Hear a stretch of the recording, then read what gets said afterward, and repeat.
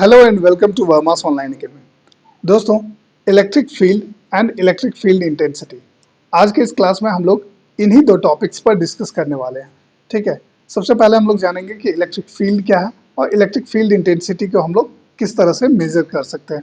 तो आपको पता होगा कि दो तरह के चार्जेस जो है वो एग्जिस्ट करते हैं, एक तो है पॉजिटिव चार्जेस और दूसरा है नेगेटिव चार्जेस। इन दोनों के आसपास का जो एरिया है ये इनके प्रभाव में रहता है। ठीक है, आपने पढ़ा होगा कि इन दोनों ये जो चार्जेस होते हैं इनके आसपास का एरिया जो है इनके प्रभाव में होता है और ये जो एरिया है ये कहलाता है इनका इलेक्ट्रिक फील्ड। ठीक है, ये एरिया जो इनके प्रभाव में होता है, ये चार्जेस का जो वो एरिया जो इनके प्रभाव में रहता है, तो ये इनका इलेक्ट्रिक फील्ड कहलाता है। ठीक है, कॉन्सेप्ट क्लियर है?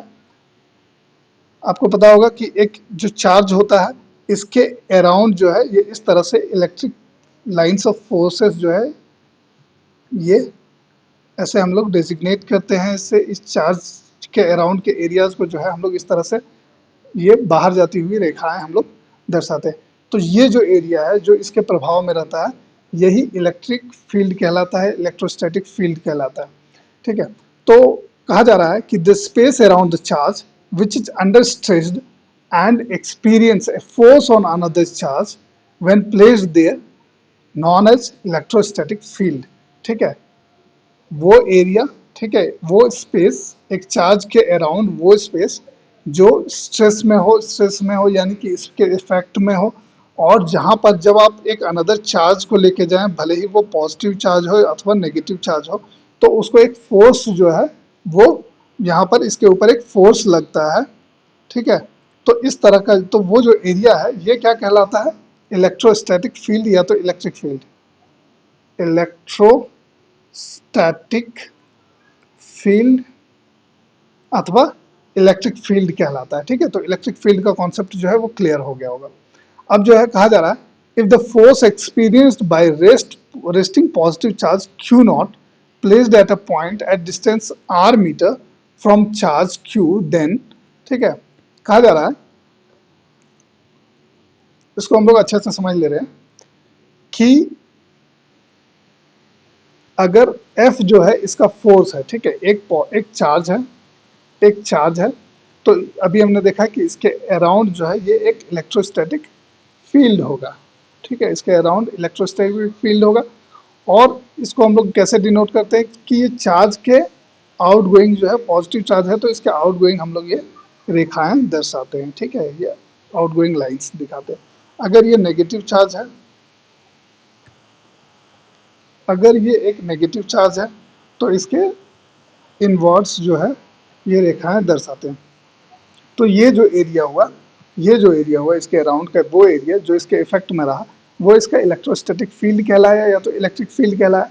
अब कहा जा रहा है कि if force F experience by resting A positive charge Q not, अगर हम यहाँ पर एक अनदर चार्ज लेके आते हैं Q नॉट, अनदर चार्ज लेके आ रहे हैं Q नॉट, ठीक है, ये कैपिटल Q लिख रहे हैं, Q not placed at a point distance r metre from charge Q, ये Q चार्ज है, और इससे अगर हम लोग r मीटर डिस्टेंस में, यानी कि इन दोनों के बीच का डिस्टेंस कितना है r, और अगर हम लोग यहाँ पर जो है एक Q नॉट चार्ज लाते हैं, Q नॉट जो है ये क्या है?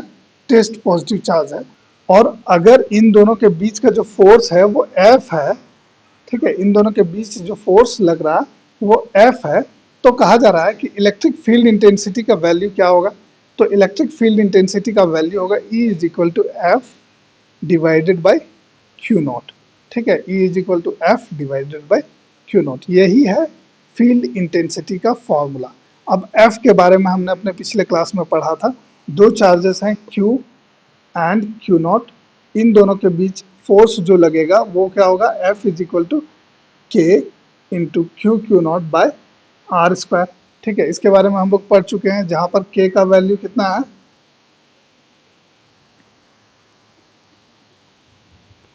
F is equal to K into Q not by R square, जहाँ पर K का वैल्यू कितना है? 1/4 पाई एप्सिलॉन नॉट। ठीक है, और Q not by R square, तो यहाँ पर जो है इसका फॉर्मूला क्या हो जाएगा? तो E इज इक्वल टू क्या हो जाएगा? F by Q not.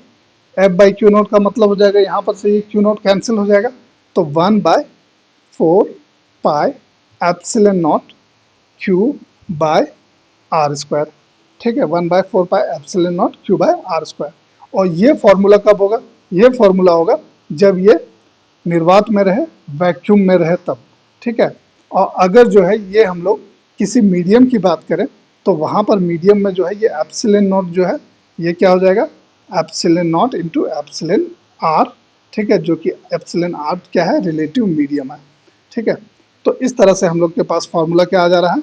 E is equal to q by 4 pi epsilon not into epsilon r divided into r square into ये एक यूनिट वेक्टर है आई आर।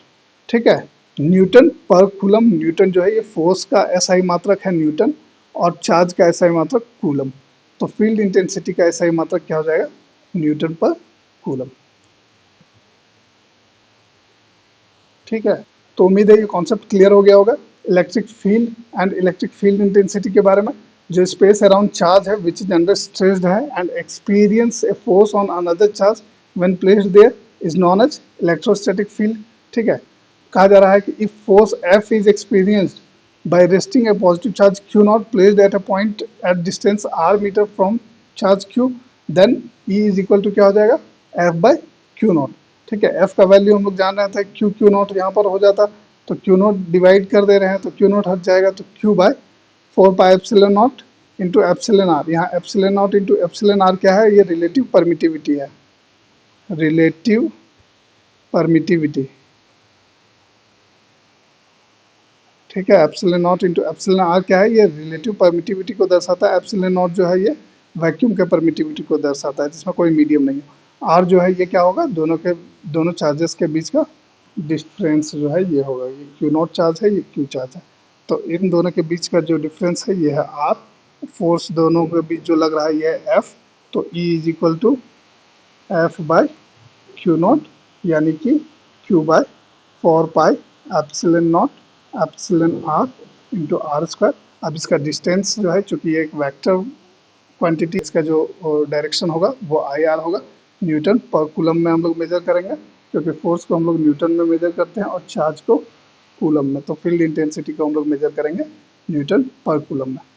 तो आज की क्लास में बस इतना ही। इससे पूर्व के क्लास में हमने देखा था कूलम्स लॉ को, आज हमने field intensity and electric field intensity and electric field के बारे में जाना।